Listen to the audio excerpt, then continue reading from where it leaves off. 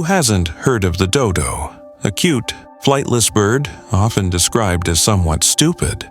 Characterized by its large beak and small wings, the dodo was a land-dwelling, flightless bird.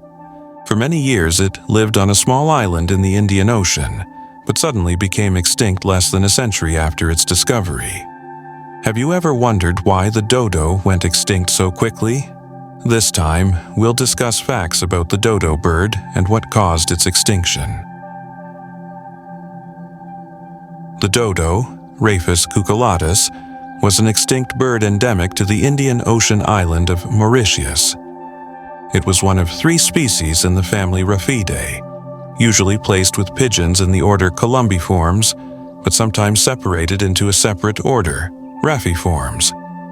2 other species, also found on islands in the Indian Ocean, were the solitaire, Raphus solitarius of Réunion, and Pezophaps solitaria of Rodriguez. The dodo, larger than a turkey, weighed about 23 kilograms. It had blue-gray plumage, a large head, a blackish bill 23 centimeters long, with a reddish sheath at the hooked tip, small, useless wings, sturdy yellow legs, and a tuft of curly feathers high on its hind end. The Réunion solitaire may have been a white version of the dodo.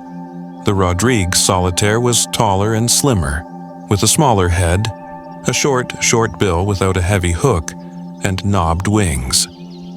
All that remains of the dodo are its head and feet in Oxford, a foot in the British Museum, a head in Copenhagen, and a more or less complete skeleton in various museums in Europe, the United States, and Mauritius. Many of the solitaire's bones have also been preserved. So, why did the dodo go extinct? Given that the dodo went extinct less than 100 years after it was first documented, it raises questions about how and why it happened so quickly. One theory is that dodo numbers may have already declined. The fact that they lived only on one small island and not elsewhere, as well as their slow reproductive rate, supports this theory. However, another theory suggests that the decline was solely due to human influence. After all, they had survived with little trouble until then. Hunting was one of the main factors that led to the dodo's extinction. Until humans arrived and discovered them, dodos had no natural predators. In fact, the lack of natural predators is believed to be the reason dodos evolved into flightless birds. Without predators, dodos didn't need to be able to run fast or fly. Furthermore, they were ground-based feeders, so they didn't need to fly to find food. Therefore, they only had small wings, which they used solely for balance. As a result, they couldn't fly to escape when threatened. Furthermore, because dodos had never been threatened before, they had no reason to be wary of this new intruder. This meant they didn't even know how to escape. Therefore, humans were able to capture them relatively easily. Again, because they were easy targets, they were more likely to be hunted. Habitat destruction. As more explorers arrived in Mauritius, they traveled further across the island. They began cutting down and destroying the forests where these birds lived to make way across the island. As the island became more populated, the dodos were gradually squeezed into smaller and smaller territories. This led to food shortages, meaning the dodos had to compete with each other just to survive. Furthermore, because dodos couldn't fly, they built their nests on the ground. Nests were most likely built in bushes and surrounded by grass, leaves, and twigs. Furthermore, because their nests were on the ground, they were easily destroyed. The eggs were trampled, or even collected and eaten, as explorers moved across the island. Dodos were also naturally slow breeders, laying only 1 egg per clutch.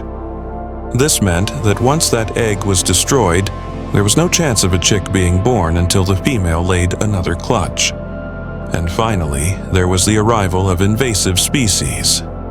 When explorers arrived in Mauritius, it wasn't just humans who arrived. The sailors brought with them many other animals, including cats, dogs, pigs, and even rats. The influx of these animals created more competition than the dodos could handle. After living in relative peace for thousands of years, the dodos suddenly faced competition for food, as well as a growing number of new predators.